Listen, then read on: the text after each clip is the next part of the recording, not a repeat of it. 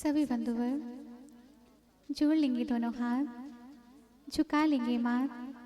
ओंकार ध्वनि के साथ में करिष्ठ परमात्मा का स्मरण। ओम नमः सिद्धिभ्यः, ओम नमः सिद्धिभ्यः, ओम नमः सिद्धिभ्यः। नमो अरिहन्ताणं, नमो सिद्धाणं, नमो आयर्याणं, नमो अच्छायाणं, नमो लोये सौवसाहोडम्।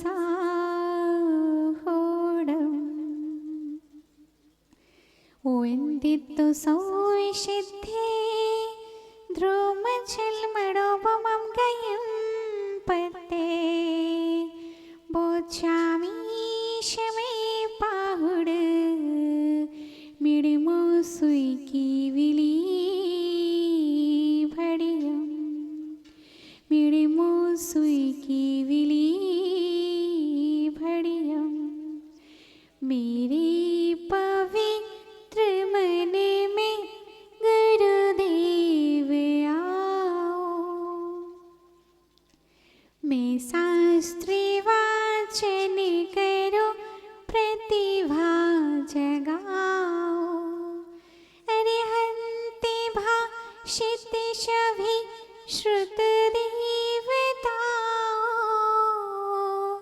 क्या बोली ना अब मुझे तुम ही बताओ, क्या बोली ना अब मुझे तुम ही बताओ। तेरी छत्र छाया भगवन मेरे सिर पर हो, तेरी छत्र छाया भगवन मेरे सिर पर हो। मेरा अंतिम तेरे दर पर हो, मेरा अंतिम मरण समाधि तेरे दर पर हो। कोई पूछे कौन पधारे, कोई पूछे कौन पधारे, तो हम बोलेंगे। कोई पूछे कौन पधारे, तो हम बोलेंगे। भक्तों के भगवान पधारे, जय जय बोलेंगे। भक्तों के भगवान पधारे, जय जय बोलेंगे। अहो दिगंबर, अहो दिगंबर, अहो दिगंबर, अहो दिगंबर, संत दिगंबर हो। मेरा अंतिम मरण समाधि तेरे दर पर हो, मेरा अंतिम मरण समाधि तेरे दर पर हो। जयकारा बिल्कुल आराम से लगाना है, इससे किसी की आवाज किसी तक ना पहुंचे, है ना। सिद्धालय तक भेजेंगे माता जी। बोले नंदन शुद्ध परमेष्ठी भगवान की जय। एकादशी आदिनाथ भगवान की, सासन्नायक श्री महावीर भगवान की, गुरु राम गुरु आचरण श्री विराग सागर जी महामुनि राज की, पट्टाचार्य चर्या श्रोणी आचरण श्री विशुद्ध सागर जी महामुनि राज की जय। तेरे छत्र छाया समाधि भक्ति के रचयिता मम आराध्य मम गुरुवर आचरण श्री विभव सागर जी महामुनि राज की जय। 3 कम 9 कोटि महामुनि राजों की जय। सिद्ध चक्र महामंडल विधान की जय। बड़ी संग नायिका पूज्य यारिका ओम श्री माता जी की, समस्त यारिका संघ की, श्रीमद जैन धर्म की। प्रिय आत्मन, हे माँ जिनवाड़ी, तेरी जय हो, सदा विजय हो। तेरे विशाल पद में श्रुत सूर्य का उदय हो, श्रुत ब्रह्म का उदय हो, श्रुत पुत्र का उदय हो। प्रिय आत्मन, जब सिद्ध चक्र महामंडल विधान होता है तो उस विधान की अर्चना करने के लिए, वंदना करने के लिए किसी को हम बंदिश नहीं लगा सकते हैं कि तुम यहाँ नहीं आओ। तो हमारे मेघ देवता ने भी सोचा कि जब आप लोग आ रहे हैं, सूर्य देव भी कल आए थे, तो हमारा भी हक बनता है, हमारा भी अधिकार बनता है कि हम किशनपुरा नगरी में जाएं और वहां जाकर के प्रभु की वंदना करें, अर्चा करें। आप लोगों ने कल अभिषेक किया था, लेकिन भगवान का ही किया था। माता जी, नाग कुमार, मेघ कुमार, पवन कुमार, अग्नि कुमार सभी आएंगे। हाँ, देखो माताओं, हमारे लिए बिल्कुल ध्यान रखना है, जब हम भगवान का अभिषेक करते हैं तो बहुत आनंद आता है, और जब मेघ कुमार के द्वारा यहाँ अभिषेक पूरे पांडाल का हो गया, तब आनंद की बात है, कोई टेंशन की बात नहीं है। अटेंशन जहाँ पर होता है, ये अटेंशन होने की जगह है, वहाँ पर टेंशन की कोई गुंजाइश ही नहीं रहना चाहिए है। इसीलिए विश्वास रखो, विश्वास रखो। अगर हमारी भक्ति में शक्ति होती है तो इंसान सहायता करे या ना करे, देवता सहायता करने के लिए आ जाया करते हैं।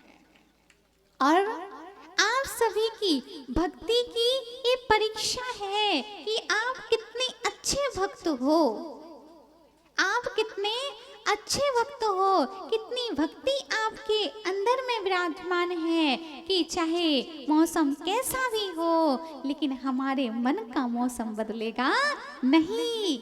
हम लोगों का विचार किंचित मन में आया था कि अभी हम विधान नहीं करेंगे, दोपहर में कर लेंगे, लेकिन पंडित जी और महापंडित पूज्य गुरुदेव का वहां से आशीर्वाद आया, नहीं, विधान तो हमको प्रारंभ करना ही है, क्योंकि ये ऐसा विधान है कि ये विधि के विधान को भी दूर कर दिया करता है।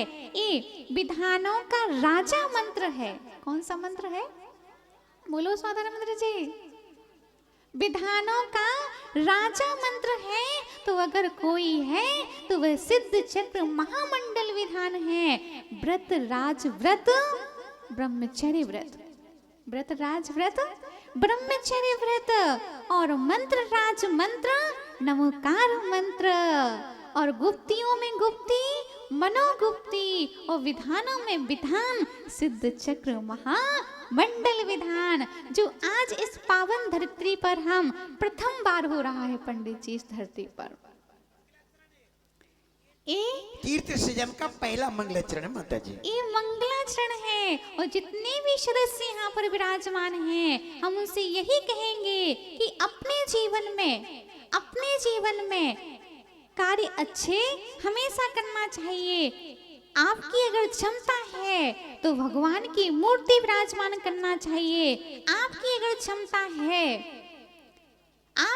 क्षमता है तो आपको एक ना एक बार सिद्ध चक्र महामंडल विधान अवश्य कर लेना चाहिए, क्योंकि ये सिद्ध बनने के लिए है। अभी हम विधान जो कर रहे हैं, इंद्र बनकर के विधान कर रहे हैं, लेकिन इंद्र बनने के लिए नहीं कर रहे हैं। क्या भैया? हम इंद्र बनकर के विधान कर रहे हैं, लेकिन इंद्र बनने के लिए नहीं कर रहे हैं। हम तो ये इंद्र बनकर के मुनिंद्र बनने के लिए विधान कर रहे हैं, क्योंकि जितने भी सिद्ध परमिष्ठ हुए हैं, पहले वो निर्ग्रंथ बने हैं। जो निर्ग्रंथ बनता है वही अरिहंत बनता है, और जो अरिहंत बनता है वो एक ना एक दिन सिद्ध अवश्य बनता है। इसीलिए हम पूज्य गुरुदेव से हमेशा यही कहते हैं, हे भगवान, आप हमको निर्ग्रंथ बना देना और अरिहंत होने का आशीर्वाद देना। क्या बोलते हैं गुरुदेव से? आप हमको आने वाली पर्यायों में निर्ग्रंथ बना देना, और हम फिर हमारे लिए फिर आप आशीर्वाद देना कि हम अरिहंत बन जाएं। उसके बाद तो सिद्ध हम अपने आप ही बन जाएंगे। और हे भगवान, हम बड़े ही स्वार्थी हैं, हम बड़े ही स्वार्थी हैं। हम तब तक ही आपकी पूजा करेंगे कि जब तक कि हम स्वयं पूज्य ना हो जाए। माताओं ध्यान देना, हम आपकी पूजा तभी तक करेंगे कि जब तक कि हम स्वयं पूज्य ना हो जाए। हे भगवान, आप इस भूल में मत रहना कि हम भगवान बनने के बाद में भी भगवान की पूजा करें। नहीं भगवान, जब तक हम इंसान हैं तब तक हम आपकी पूजा करते रहेंगे, और जिस दिन हम स्वयं भगवान बन जाएंगे तो हम अपनी फिर आपकी पूजा करना छोड़ देंगे। क्योंकि पूज्य गुरुदेव ने कहा है, पूज्य गुरुदेव ने कहा है, जिनमत में आने वाले की किस्मत खराब नहीं होती है। जो पूजन की द्रव्य चढ़ाता है उसके घर हमेशा भरे रहते हैं। जितना अच्छा चढ़ाओगे द्रव्य, जितना अच्छा भर भर के चढ़ाओगे, इसलिए छिटकी नहीं लगाना, अच्छे भर भर के चढ़ाना, ठीक है ना। और हाथ तो बिल्कुल लगाना नहीं किसी का, है ना, वरना उनके लिए हम एक ही नियम देंगे कि अभी भोजन करने जाना, और एक व्यक्ति भोजन करेगा और शेष हाथ लगा लेंगे। पति पत्नी तो ऐसा कर सकते हैं माता जी, अलग अलग जाएंगे। राम अलग जगह गए पंडित जी, और सीता अलग जगह। वन में 3 गए थे पंडित जी, वन में 3 गए थे, लेकिन वन एक ही पाए। वन में तीनों एक साथ गए थे, वन एक ही पाए। एक सबसे ऊपर चला गया, एक सबसे नीचे चला गया, और एक बीच में रह गया। इसीलिए सबका पुण्य जुदा जुदा होता है।